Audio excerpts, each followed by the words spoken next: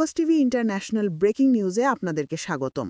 আসুন জেনে নেই আজকের প্রধান সংবাদ শিরোনামগুলো। গাজায় ইসরায়েলি যুদ্ধাপরাধের জোরালো প্রমাণ রয়েছে জাতিসংঘ মহাসচিব। গাজায় $100 মিলিয়ন মানবিক সহায়তার ঘোষণা চীনের।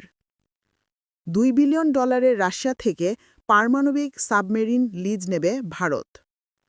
সামরিক নিয়ন্ত্রণের ছদ্মবেশে 2024 সালের পাকিস্তানের নির্বাচন, মার্কিন কংগ্রেসের উদ্বেগ।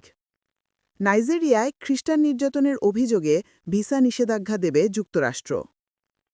ফিলিস্তিনিদের গুলি করে বুলডোজার দিয়ে মাটি চাপা দিয়েছে ইসরায়েল।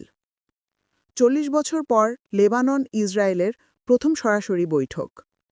গাজা যুদ্ধবিরতির দ্বিতীয় ধাপ শিগগিরই শুরু হবে ট্রাম্প। আজ ভারত সফরে যাচ্ছেন পুতিন। এই ছিল আজকের প্রধান আন্তর্জাতিক সংবাদ শিরোনাম। আমাদের পরবর্তী সংবাদ দেখার জন্য ফোকাস টিভির সাথে থাকুন। ধন্যবাদ।